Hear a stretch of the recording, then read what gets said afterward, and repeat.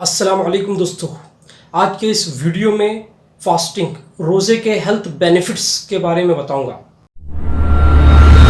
रोज़े का सबसे पहला फ़ायदा ये है कि ये बॉडी में मौजूद टॉक्सिन्स को रिमूव करता है। टॉक्सिन्स जहरीले मादे होते हैं जो इंसानी सेहत के लिए बहुत ही नुकसानदाह होते हैं। रोज़े की वजह से बॉडी में कुछ मेटाबॉलिक चेंजेस आते हैं जिसकी वजह से जिस्म इन टॉक्सिन्स को खारिज करता है। रोज़े का दूसरा फ़ायदा ये है कि ये इम्यूनिटी यानी बीमारी के खिलाफ लड़ने की ताकत को बढ़ाता है। इंसान सुबह से शाम तक भूखा प्यासा रहता है तो उसके जिस्म में वो सेल्स एक्टिव हो जाते हैं जो उसके इम्यून सिस्टम को बेहतर बनाते हैं, जो उसे तरह तरह की बीमारियां जैसे वायरल इन्फेक्शन, बैक्टीरियल इन्फेक्शन से बचाते हैं। रोज़े का सबसे बड़ा फ़ायदा ये है कि ये बॉडी में ब्लड शुगर लेवल को कंट्रोल करता है। इंसानी जिस्म में ब्लड शुगर रेगुलेशन बहुत ही अहम चीज़ है।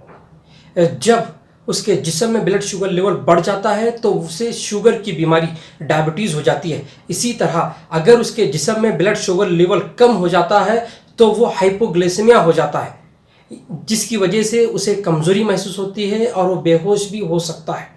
रोज़ा ब्लड शुगर लेवल को रेगुलेट करता है, ना ही वो ज़्यादा होने देता है और ना ही कम। यही वजह है कि अक्सर डेवलप्ड कंट्रीज़ में उन लोगों को जिनका ब्लड शुगर लेवल कंट्रोल नहीं होता उन्हें फास्टिंग का मशवरा दिया जाता है, जिसकी वजह से उनका शुगर लेवल नॉर्मल हो जाता है। रोज़े का एक फ़ायदा ये भी है कि ये ब्लड प्रेशर को भी कंट्रोल करता है।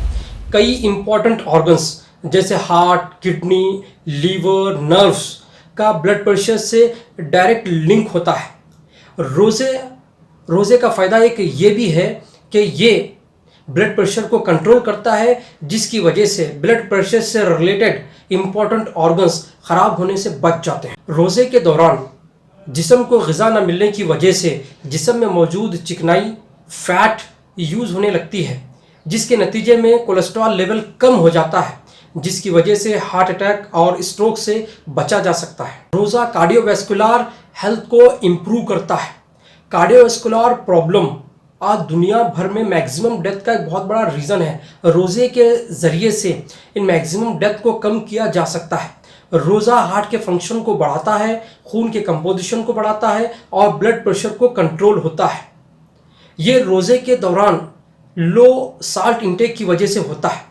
कई स्टडीज़ ये बताती हैं कि रोज़ा हार्ट के मसल परफॉर्मेंस को बढ़ाता है।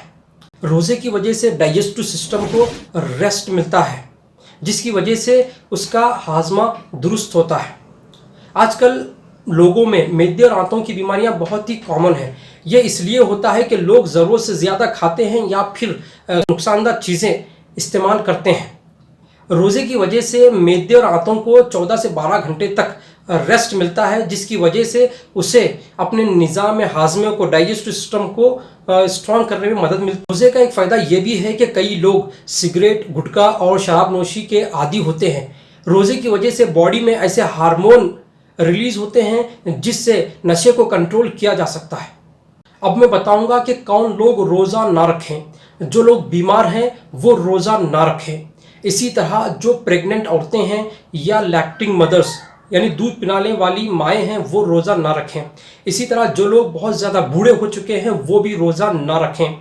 और वो लोग जो दायमी मर्ज जैसे क्रॉनिक किडनी डिसीज़ या कार्डियोवैस्कुलर डिसीजेस और शुगर के ऐसे मरीज़ जो इंसुलिन डिपेंडेंट हैं वो रोज़ा ना रखें, बल्कि वो एक रोज़े के बदले एक गरीब आदमी को दिन में 2 मरतबा का खाना खिलाएं।